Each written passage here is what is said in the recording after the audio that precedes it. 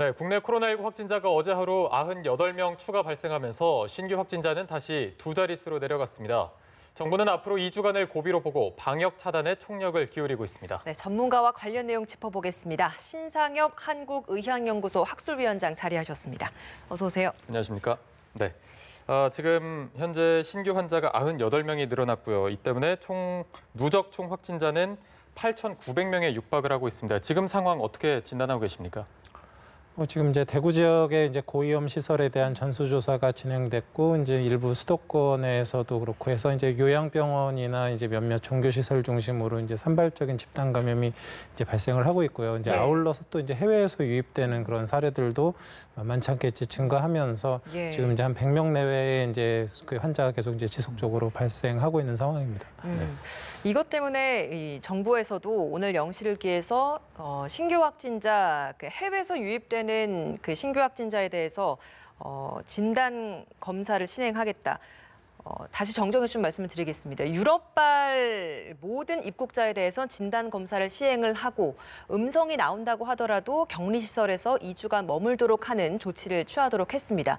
이런 조치들이 앞서서 이제 중요한 부분 중에 하나가 그 해외에서의 유입 사례를 좀 짚어주셨기 때문에 실제적으로 좀 실효성이 있을 거라고 보십니까? 사실 뭐 이제 어느 정도는 뭐 당연히 도움이 되겠죠. 근데 이제 우리 정부가 지금 이제 내세우고 있는 건 어찌 보면 합리적이고 이성적인 이제 국경 관리를 하고 있는 그런 모습이지 않습니까? 이제 대부분의 유럽이나 미국 같은 그런 방역 선진국들 같은 경우에도 이제 그 국내에 그런 감염병이 워낙에 이제 그 걷잡을 수 없이 발생하다 보니까 국경 통제 같은 어찌 보면 약간 극단적인 그런 방식으로 이제 관리를 하고 있는데요. 근데 지금 우리나라 같은 경우는 사실 어찌 보면 예전에 해보지 않았던 우리나라 입장에서도 이렇게 전수조사를 해서 격리하는 게 이제 처음이고 이게 얼만큼 실효성을 발휘할 수 있을지는 이제 앞으로 이제 좀 지켜봐야 되는 부분들이 있고요. 사실은 이제 이렇게 이제 그런 합리적인 그런 그 국경 관리를 하는 그런 요소 중에 하나는 제가 보기엔 가장 중요한 것이 결국 우리나라 해외에서 우리나라로 들어오셔야 되는 우리 국민들의 보호 부분이 있는 것 같거든요. 지금 뭐 유럽이나 미국 같은 경우 이제 일부 지역 같은 경우는 의료 시스템이 완전히 이제 붕괴돼 있는 상황인데 우리 국민들이 이제 입국을 못하는 상황에서 그 지역에서 감염이 되게 되면 이제 굉장한 위험에 빠질 수 있거든요. 그래서 이제 어느 정도는 이제 그 입국 문을 열어주고 이제 최대한 강화된 검역을 하면서 이제 지켜보겠지만 이 역시 이제 많은 인력이 들어가고 이제 자원이 필요하고 또 시설도 필요하고 이런 상황이고 또 전수조사를 하는 데에 대한 그런 여러 비용들도 발생을 하기 때문에 언제까지 이걸 계속할 수 있을지에 대한 부분들은 불분명하거든요. 그래서 제가 이제 이렇게 바라기는 이제 해외에서 국내에 들어오셔야 되는 분들은 지금 아직 우리 문이 열려 있을 때 빨리빨리 들어오셔서 이제 관리 어떻게 들어오시는 게 좋겠고 또 이게 이제 좀 더 시간이 진행한다 그러면 이게 이제 실효성이 좀 떨어지고 또 해외에서 너무 이제 많은 감염이 발생한다라고 했을 때는 결국 우리나라 정부 입장에서도 이제 그 국경 이제 입국 제한이나 이런 조치를 할 수밖에 없는 상황이 올 수도 있거든요. 그래서 그 시기가 빨리 올 수도 있기 때문에 가급적이면 이제 들어오셔야 되는 국민들은 빨리 들어오셨으면 좋겠습니다. 그러면은 그 진단 검사를 실시하는 건 유럽발 입국자에 대해서만 지금 적용을 하고 있잖아요. 다른 지역에 대해서는 적용이 되지 않고 있는데 이 부분에 있어서는 어떻게 좀 판단하고 계십니까? 지금 이제 당장 지역사회 유행이 이제 가장 문제가 되고 있는 지역이 유럽은 맞습니다. 근데 지금 이제 그 미국 같은 경우는 한 1, 2주 정도 늦게 지금 지역사회 유행이 시작됐다고 판단을 하거든요. 1, 2주가 지나게 된다 그러면 제가 보기엔 유럽이나 미국이나 지금 위험도가 그렇게 크게 다르지 않은 상황이 되기 때문에 결국 이제 미국에서 입국하는 그런 그 사람들에 대해서도 강화된 검역 절차를 시행해야 될 수도 있다고 보고요. 근데 이제 그렇게 됐을 때 이게 지금 우리나라 그 방역 당국에서 감당할 수 있느냐 없느냐, 실효성이 있느냐 없느냐를 따져서 그 이런 강화된 검역을 확대하느냐 아니면 제한적으로도 아니면 전면적으로라도 봉쇄를 하느냐를 이제 선택해야 되는 기로가 1, 2주 지나서 오지 않을까라는 생각이 듭니다. 네. 어쨌든 지금 상황이 해외에서는 굉장히 확산세기 때문에 말씀해주신 해외에서의 역유입 사례도 방역에 차단에 총력을 기울여야겠고 아까 말씀해주신 국내외 산발적인 집단 감염 이 부분에 대해서는 방역 당국이 종교, 실내 체육, 유흥시설에서 이제 운영 중단을 권고했습니다. 이 내용을 한번 짚어주실까요? 뭐 이제 결국은 이제 사회적 거리두기를 이제 어느 정도는 강제성을 띄어서 하겠다라는 거거든요. 그래서 예. 이제 그런 고위험 시설에 이제 들어올 때는 반드시 이제 발열 체크하고 호흡기 증상 확인을 하도록 돼 있고, 안에 이제 감염 관리자를 둬서 내부적으로 이제 증상자가 있으면 집에 빨리 보내고, 또 이제 안에서 있을 때는 마스크를 쓰고 충분한 거리를 띄우고 손 소독제를 사용하고, 또 이제 뭐 종교 시설 같은 곳에서는 이제 식사 같은 거 제공을 하지 않도록 하는 이런 이제 여러 가지 이제 수칙들을 이제 제안을 이제 하고 있는 거고요. 예. 그런 것들을 잘 따라줘야지만 또 어느 정도 이제 감염 예방이 될 수 있으리라 생각하고 있습니다. 예, 일단은 중단할 것을 권고했는데 그럼에도 불구하고 해야만 한다면 이러이러한 일정 부분의 수칙을 지켜줘라. 앞서 말씀해 주셨던 부분을 말씀하셨습니다. 그럼에도 불구하고 오늘 일부 교회에서는 예배를 강행한 곳들이 있었습니다. 경기도와 서울시가 현장 조사를 했는데 이 수칙들을 지키지 않은 곳들도 많이 있었다라고 합니다. 이 모습은 어떻게 보세요? 지금 결국 이제 뭐 나라마다 상황은 다르지만 우리나라 같은 경우는 이렇게 이제 집단 감염이 80% 이상 발생하고 있거든요. 예. 특히나 이렇게 사람들이 많이 모이는 공간에서 이제 접촉이 많은 곳에서의 집단 감염이 대부분은 이제 나타나고 있고, 그런 이제 고위험 시설에 대해서 방역 당국과 지자체가 어찌 보면 협조를 구한 부분들이 있지 않습니까? 예. 그런 것에 잘 따라줘야지만 우리나라 전체의 그런 감염 방역이 되는 부분들이기 때문에 예. 그런 시설들에서 좀 잘 이렇게 지켜주셨으면 좋겠다는 바람이 있습니다. 네.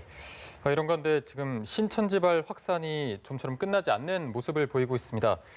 위장교회 2곳 명단이 또 대구시에 뒤늦게 제출이 됐고, 광주에서 19번째 확진자도 콜롬비아에서 귀국한 신천지 전도사인 걸로 지금 알려지고 있는데, 그렇다면 신천지 관련 확진자가 앞으로 더 늘어날 것이다, 이렇게 보시나요? 어떻습니까? 뭐 물론 이제 산발적으로는 늘어날 수는 있습니다. 근데 이제 과거와는 달리 지금 특히 대구 경북 지역 같은 경우는 워낙에 지금 사회적 거리두기가 잘 되고 있는 지역이라서 네네.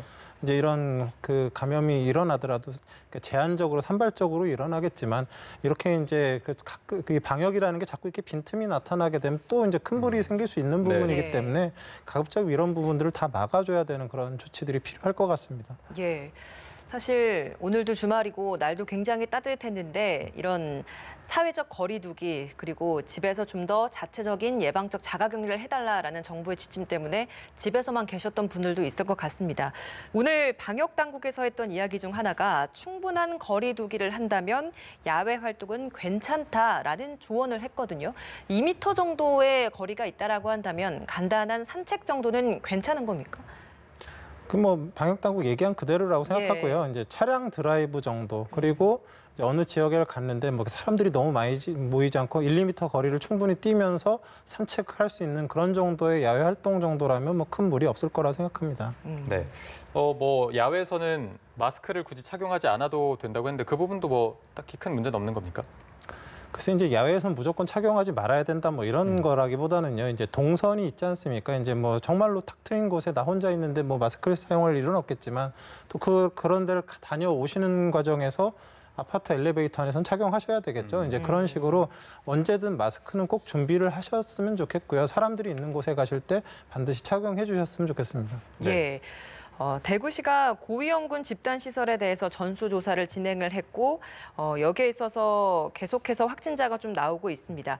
감염 위험도가 높은 시설이기 때문일 텐데 여기에서의 이런 집단시설에 대한 특징이 어떤 부분이 있기 때문에 더 위험도가 높은 건지 다시 한번 좀 짚어볼 필요가 있을 것 같습니다.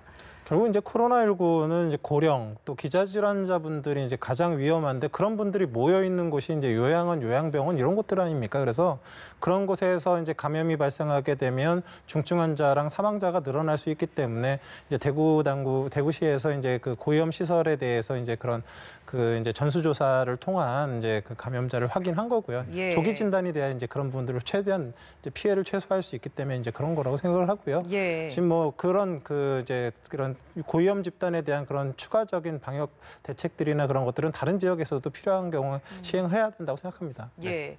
최근에 그 20대 확진자가 나오고 있고 거기에서 대구 확진자 중에서는 중증 환자도 있지 않습니까? 때문에 이 확진자에 대해서 사이토카인 폭풍일 가능성이 크다라는 이야기가 있습니다. 20대도 안전할 수 없다라는 건데 이 사이토카인 폭풍은 따로 치료할 수 있는 방법은 없는 겁니까? 뭐 이제 결국 뭐 젊은 분들 같은 경우는 대부분은 뭐 이렇게 뭐 사망에까지 이르지 않고 잘 회복은 하지만 예. 일부에 있어서는 이제 굉장히 이제 중증으로 진행해서 이제 어려움을 겪게 되는데요.